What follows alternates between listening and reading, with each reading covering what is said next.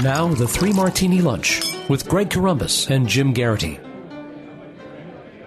And welcome, everyone, to the Monday edition of the Three Martini Lunch. Along with Jim Geraghty of National Review, I'm Greg Corombos of Radio America. We have good, bad, and crazy martinis for conservatives today. We're also brought to you by Hopsy. To get the sub-home draft machine, 2 mini kegs of beer, which is equivalent to 2 six-packs, 2 Hopsy glasses, and free membership in the monthly beer club for just $99.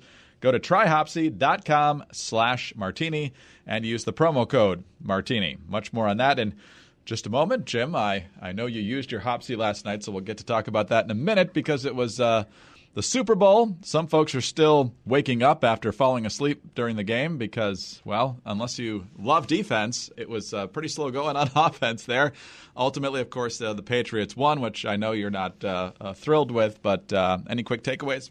I'll save some of it for the Hopsy assessment, but let's just say Hopsy was the highlight of the evening. And you might say, "Oh, that's Jim just touting the sponsor." Yeah, but also let's face it, the game is when you say, "Oh, it was a great defensive struggle." It's not like we were seeing a ton of sacks and amazing acrobatic intercept. There were a couple interceptions in there, but it was not. You're like, "Wow, what a great defense!" It was like he missed that receiver. If this was going on during the 2012 campaign, you'd be hearing reporters yelling out, "What about your Goffs?" Because just a very disappointing. I should get this out of the way. Congratulations, New England Patriots. I will say that it is, besides the usual disappointment of the Patriots winning the Super Bowl, which happens about once every 2 years these days. I like the line in the opening where Peyton Manning said, "Look, I don't get my mail delivered to the Super Bowl the way Tom Brady does." This observation that heading into this playoffs, the Patriots didn't look as good as they usually do. Couple of rough games, couple of surprising losses, and then for week one or the divisional round, the San Diego Chargers are a really complete team. They really kicked a lot of butt this year. Not a lot of gaps or weaknesses on this team. This is a team that can go into New England and beat. No, they can't. Never mind. No, that wasn't even close. All right. Next game, it's Kansas City. It's in Kansas City. Kansas City had the number 1 seed, arguably the most complete team. The Mahomes is just a dynamo, fleet-footed receivers, solid running game. This is a complete oh, no, never mind. They could not beat the Patriots. The Patriots managed. So then you get to the Super Bowl and the Rams. And the Rams had scored a bazillion points, and they were the next hot new thing, the dynasty in training. This game was the changing of the – no, never mind. They got 3 points. So just, talk about, 3 teams being highly touted as having a shot to beat the Patriots. And I'd argue – some Chiefs fans were disputing this last night. I think, the Patriots they made it look easy, whether or not it was easy in the last 3 games. So kudos to the Patriots for arguably their most impressive run in their considerable number of championships in the past 2 decades. Jim, I slightly feel like I need to apologize here because, there was the first team to figure out the Rams defensively was the Bears on the Sunday night game at Soldier Field where the Rams didn't score a touchdown. And I have a feeling Bill Belichick may have watched some of that game film. I'm guessing he would have come up with a brilliant scheme on his own, but I'm guessing at that some didn't point, the lesson of all this is giving Bill Belichick 2 weeks to prepare. It's just unfair. All right, so Boston fans, congratulations. Anyway, more on that in the ad. Jim, let's go to our good martini because we're going to be spending a whole lot of time on the bad one. CNN, a group of major European nations recognized Venezuelan opposition leader Juan Guaido as the country's interim president on Monday, urging him to hold free and fair elections. The coordinated move came after President Nicolas Maduro ignored a demand set by some EU nations last week to call snap elections by the end of Sunday. Spain, the United Kingdom, France, Germany, Austria, Denmark, the Netherlands, and Poland said they would recognize Guaido as the legitimate Venezuelan leader. All told, there are 13 European nations on board with that call now. The U.S., of course, recognized Guaido even earlier. And over at the UK Telegraph, more is happening actually inside Venezuela. It says in the northwestern city of Barquisimeto, video on social media appeared to show riot police refusing to repress protesters and walking away from the demonstrations. One officer hugged a protester. The demonstrations came as a general from the Venezuelan Air Force announced he no longer recognizes Mr. Maduro as the country's president in what appears to be the highest-ranking military defection to hit the regime. And so, as the good folks at Hot Air have pointed out today, Jim, this doesn't mean that Maduro's leaving. It doesn't mean certainly that he's going to leave quietly, but the pressure is building. Kudos to the Trump administration for being at the front of the parade on this, and we'll see what happens from here. But the fact that all this pressure is building is probably a good thing. Yeah, I mean, the goal in a situation like this is to keep the momentum going, keep the pressure building. We've seen not just in our domestic politics, but also I think in our international politics, things like the outrageous use of chemical weapons by the Syrian regime can generate a great deal of outrage, but then eventually it fades and the consequences of their actions seem to dissipate. I was thinking, the other thing is also the degree to which governments are still standing by Maduro is rather revealing at this moment.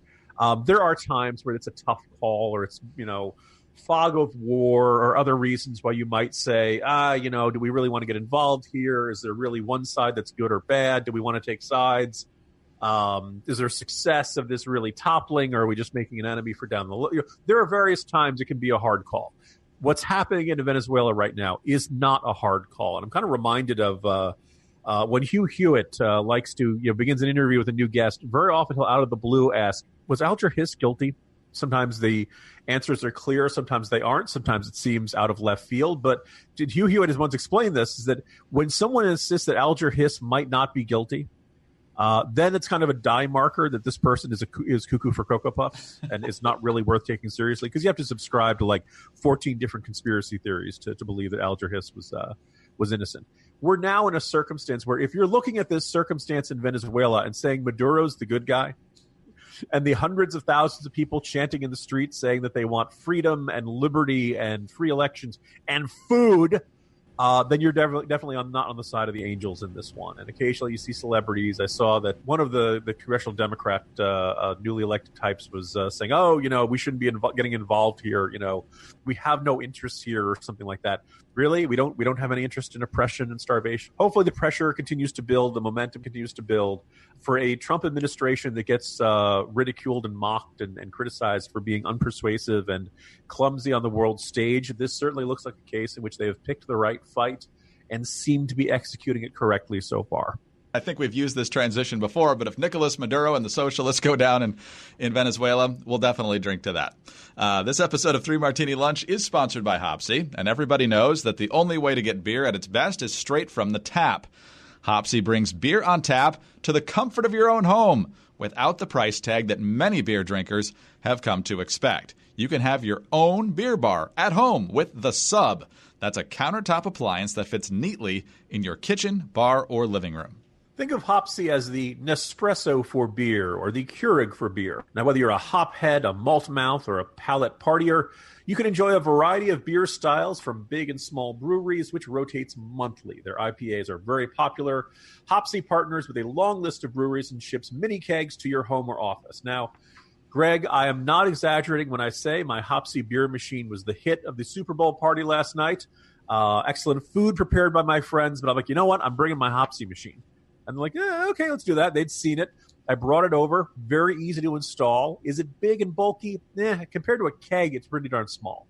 My neighbors may have suspected that because I had this giant tube type thing that I look like I'm smuggling some nuclear weapons parts or something like that. But actually, it fit on a table very nicely.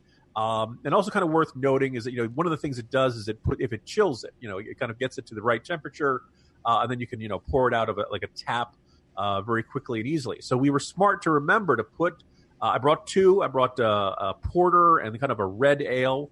We tried the porter first. Each one of these is about the equivalent of a 6-pack. So, we're having one or two. They're at minimum 4 adults. And no, we didn't have any of the kids drinking that last night.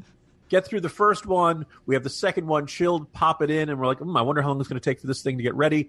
2 minutes. Within 2 minutes, it was ready to pour again. And we enjoyed the second one. I don't think we quite finished it off, but wonderful time was had by all. It just made the party fun. Could we have gone out and gotten a 6-pack or we could have, but this is neat. This is something. And it was fresh. It was easy to pour and a lot of fun. And look, Greg, let's face it, it was a heck of a lot more fun than both the game and most of the commercials. Ugh. And we'll get to the commercials a little bit later in the podcast. But glad it was enjoyed by all. I'm not surprised at all, given what you've had to say about it in the past. So, folks, like Jim said, Hopsy's the way to go. To get the sub-home draft machine, 2 mini kegs of beer, equivalent to 2 six-packs, 2 Hopsy glasses, and free membership in the monthly beer club for $99, go to tryhopsy.com/martini and use the promo code martini. Terms and conditions apply. That's spelled tryhopsy.com/martini, promo code martini. Tryhopsy.com/martini. All right, on to the bad martini now, and I think everybody knows what's coming.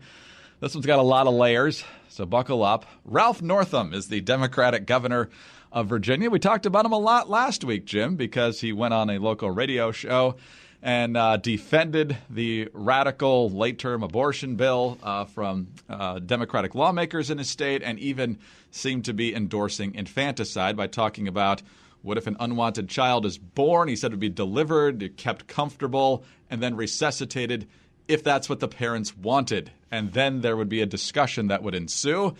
Well, Ralph Northam might not be viable anymore. That's still a question to be decided.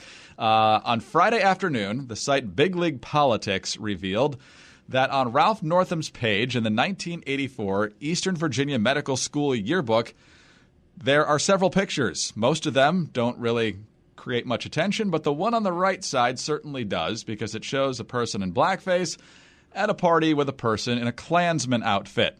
That obviously is not going to sit well with just about anyone. And on Friday, Northam issued a written statement, and then later in the evening issued a short video statement to basically say what he said in the statement. Here's part of that. That photo and the racist and offensive attitudes it represents does not reflect that person I am today or the way that I have conducted myself as a soldier, a doctor, and a public servant. I am deeply sorry. I cannot change the decisions I made, nor can I undo the harm my behavior caused then and today. But I accept responsibility for my past actions, and I am ready to do the hard work of regaining your trust. Apparently you can change past decisions, though, because by a press conference on Saturday afternoon, Northam had a little surprise for everyone. When I was confronted with the images yesterday, I was appalled that they appeared on my page, but I believe then and now that I am not either of the people in that photo. So you admitted and apologized for it, and now you say you're not. Here's more of Northam on Saturday. I recognize that many people will find this difficult to believe. The photo appears with others I submitted on a page with my name on it. Even in my own statement yesterday, I conceded that, based on the evidence presented to me at the time, the most likely explanation that it was indeed me in the photo. In the hours since I made my statement yesterday, I reflected with my family and classmates from the time and affirmed my conclusion that I am not the person in that photo. And Jim, he says he vividly doesn't remember doing it because he remembers another time that same year where he did put shoe polish on his face to impersonate Michael Jackson. So what in the world, Jim? There's an old saying in the old song in a New York minute, everything can change. I think we can change that to a Virginia minute. A lot to unpack here, among them that the entire sequence of events that Northam describes simply doesn't make sense. Very little of his explanation does that. This is a Pruder film. This is not some murky look. Either it's you or it isn't. And I think the vast majority of us simply cannot comprehend a scenario where you don't remember whether you put a Klan hood or blackface on in your past, or you can't. The second thing that came kind of the strange out of this is this idea that somehow this picture ended up on his page, that he never saw his medical school yearbook. I suppose it's possible, but it just seems a little strange. The idea that the other pictures are ones of him that he presumably submitted. It's not understanding why, like, he submitted the pictures, so why he wouldn't look at them doesn't make a lot of sense. Why this one would get mixed in, I guess, if he wants to believe that there was some sort of vast right-wing conspiracy back then that decided to put this picture on there. He indicates he doesn't know who's in the picture, when it was taken, anything like that. And maybe you could buy it if he didn't have in his VMI yearbook the nickname Coon Man. And my apologies to anyone who finds that nickname offensive. I repeat it merely for the purposes of illuminating that's another eyebrow-raising bit of this. So the other thing, so you have these two things. He makes the apology for what appears to be appearing in the picture on Friday night. By Saturday, he says, "Oh, wait a minute, no, that wasn't me. Never mind." He has these other factors in there he doesn't explain. And then he comes out and says, "Oh, by the way, there's this third issue in which I imitated Michael Jackson. He was a champion moonwalker at the time in 1984. He apparently looked like he wanted to demonstrate it." Yes. And Greg, if he had on Saturday afternoon, do you think that would have changed everything? Like, we all just would have said, "Oh my God, Governor Ralph Northam can do the moonwalk," and that would have just been so utterly bizarre that everyone would have forgotten about this. I know. But so we have this, but he describes this in which he's using shoe polish to darken himself. And he says that stuff doesn't come off. Like everybody's been there, right, Greg? There was this very weird comment. Like, well, you know how that is. No, Governor, I've never put shoe polish on my face. If anyone, by the way, says, "Oh, you need to wear blackface or you need to darken your features in order to imitate Michael Jackson," I have a stunning counter argument to that, Greg. You know what that is? Weird Al Yankovic. All right, go look at those videos. Everybody knew who Weird Al was trying to be. You know. By the way, there's nothing wrong with participating in a Weird Al, like Michael Jackson, particularly in the mid '80s variety. Between the glove, the jacket, the sunglasses, everybody like you didn't. He was one of the rare you wouldn't need to do something like that. Everybody knew exactly who you were the moment they saw the white glove and the red leather jacket. So he gives this off this business, and then it says he describes this in a discussion with a campaign aide last year, maybe a little more than a year ago, 2017, in which the campaign aide says, "Yeah, putting shoe polish on your face to darken your features to look like Michael Jackson in a dancing contest is indeed offensive to African Americans." It's like, "Oh, well, I won't do that anymore." Well, great. We're all feeling so much better now, Governor. The whole thing, top to bottom, is just really inexplicable. People looked through the rest of the yearbook and found other pictures of other folks in blackface and slavery jokes, various other things that indicate this was an environment. Look, maybe the folks thought it was funny at that time, or it was just kind of the men in college and in their younger years are not, making juvenile, tasteless antics is not unheard of. But it does not sound like or feel like Northam is giving a full and honest accounting of all this. And I think it says something that the vast majority of Democrats in the state have basically said, "You know what, you got to go. Sorry, we can't." And then, look, I do not feel like this is a rush to judgment. I do not feel like this is piling on. I do not feel like this is being unfair to Ralph Northam, in large part because his campaign against Ed Gillespie in 2017 was very heavily, predicated on Republicans are racist, and Ed Gillespie is a racist because he wants to get rid of, because he mentioned MS-13 in an ad, right? This is, it was the most spurious, specious, unsubstantiated accusations against Ed Gillespie possible. Let's also keep in mind, I'm sure there are listeners out there who love Ed Gillespie, and I'm sure there are listeners out there who really are not fans of Ed Gillespie. But let's also observe there are fair criticisms of Ed Gillespie, right? He pretty much is the definition of a Washington insider. He was worked as a lobbyist in the past. He is a party loyalist, right? There's room there for criticism. Ed Gillespie is a terrible racist. No, that's not a fair criticism. That isn't something that belongs in our politics. And oh, by the way, when you've got either a Klan hood or wearing blackface in your past, and your nickname was Coon Man, which, oh, by the way, Northam says he has no idea why he got that nickname. All right, sure, yeah. It's just, that it's one of those things where this just feels like him getting hoist on his own petard. This is karma catching up to him. And as I laid out in today's Morning Jolt, the entire thing, you could point to his way of handling this scandal. You could point to the way he handled the abortion bill introduced before the state legislature and how he talked about it. Or you could talk about the way he handled the Amazon deal, which he basically gave away the store to them to set up things up in Crystal City. You look at this and you conclude, Greg, Ralph Northam is just not that bright.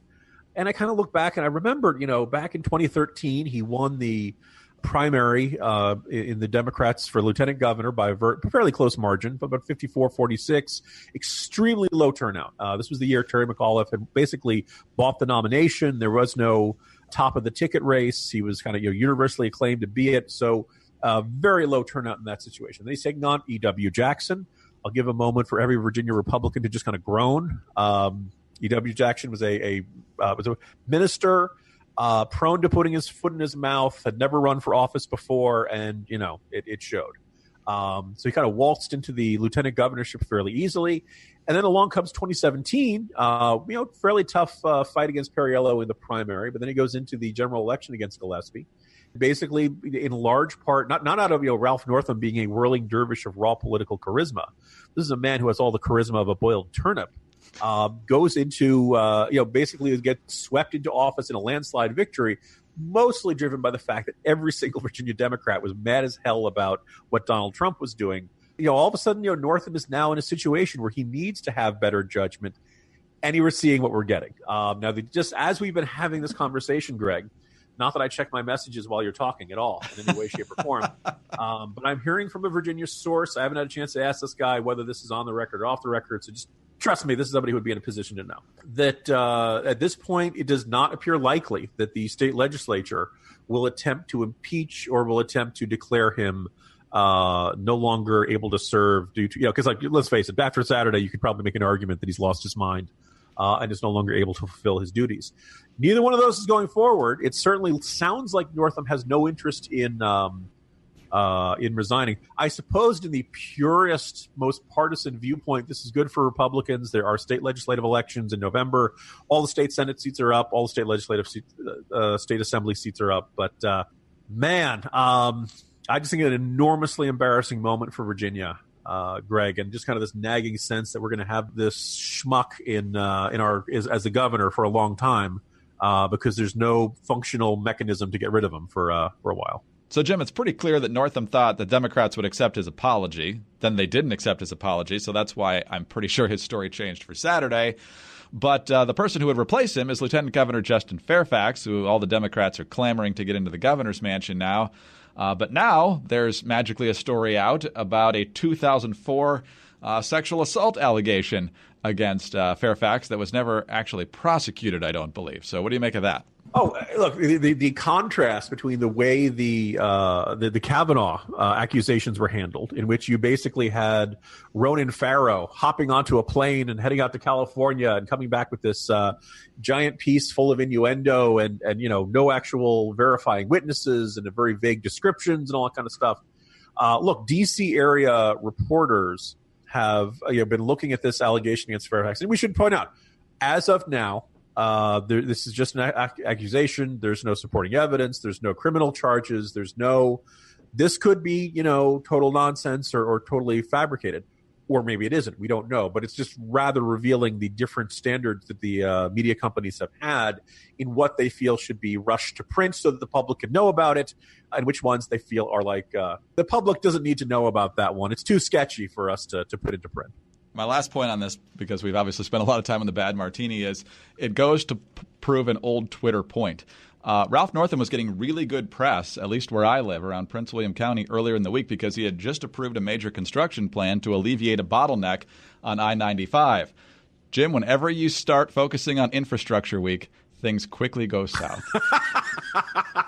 The curse of Infrastructure Week. Let's move on to our crazy martini now, and let's talk about Super Bowl ads quickly from a political context. I think most people would agree that they weren't particularly funny across the board this year. Some of them were. A lot of people like the Jason Bateman ad where he's the elevator operator for Hyundai. I thought the 100th anniversary ad for the NFL was fantastic. Overall, there were some other good ones, Microsoft about everybody plays and that sort of thing. But a lot of them were very preachy in a cultural way. Some of them generally talked about diversity. There was one for some app with Serena Williams about how women can finally get ahead because apparently Serena Williams is looking under the couch cushions for money to pay the bills. On and on it went. We had a beer war over which one uses corn syrup and which one uses wind power, like anybody particularly cares. And the grand finale here from the Washington Post, though, is just the one that makes you just want to roll your eyes. Here's Tom Hanks narrating it. When we go off to war, when we exercise our rights, when we soar to our greatest heights, when we mourn and pray, when our neighbors are at risk, when our nation is threatened, there's someone to gather the facts, to bring you the story, no matter the cost.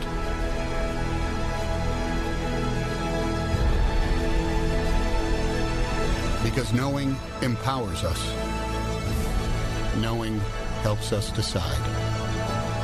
Knowing keeps us free.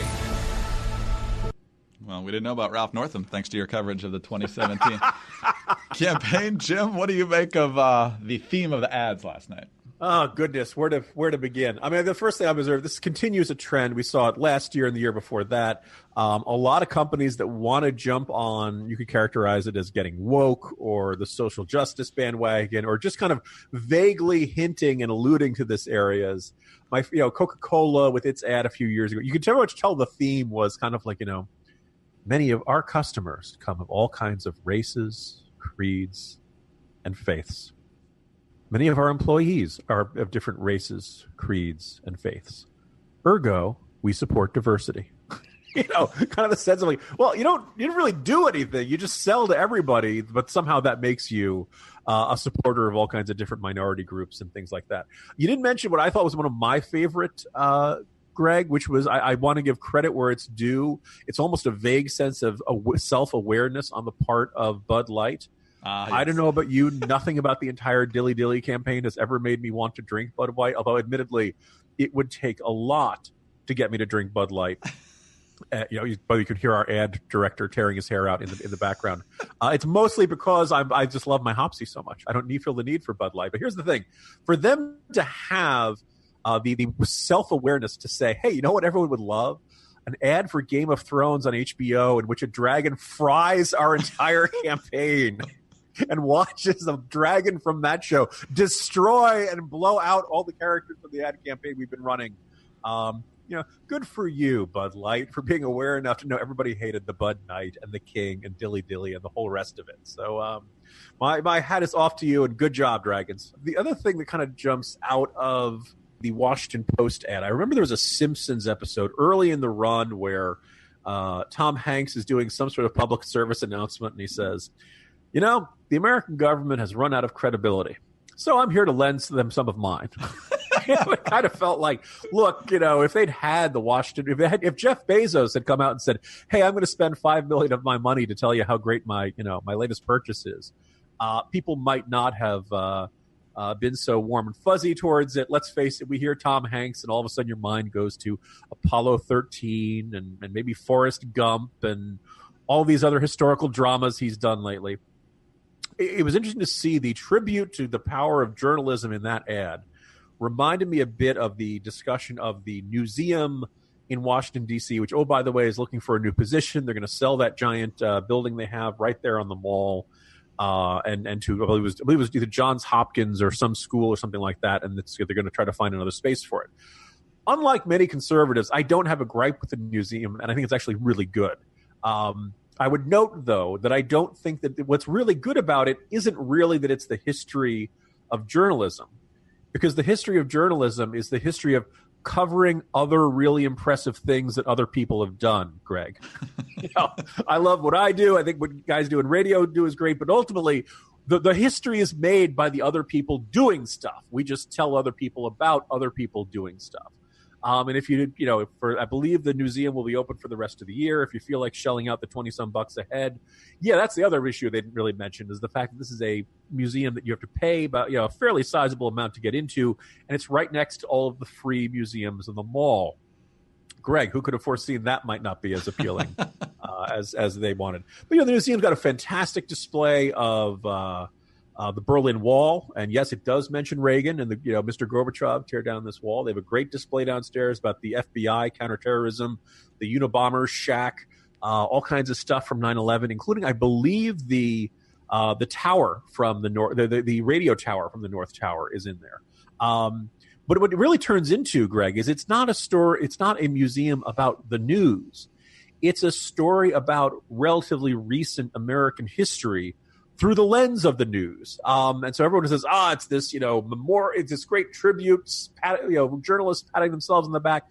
There's actually less of that than you might think.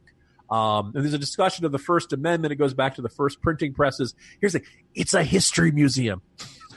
They just didn't want to acknowledge that. And they want to say, it's about journalism.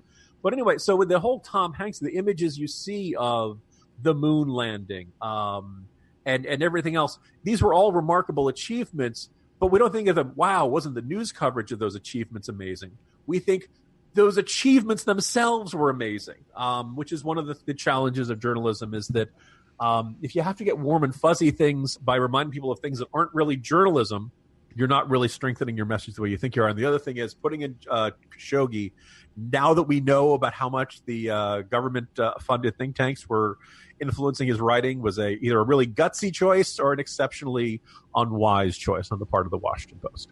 Jim, quite a day, quite a weekend. We'll see what the rest of the week. Friday, Greg. We wish. See you tomorrow. See you tomorrow, Greg. Jim Geraghty of National Review. I'm Greg Corombos of Radio America. Thanks for being with us today. And be sure to tune in again on Tuesday for the next edition of the 3 Martini Lunch. And in the meantime, visit our good friends over at Hopsy. Try Hopsy.com/martini. Promo code Martini. Terms and conditions apply.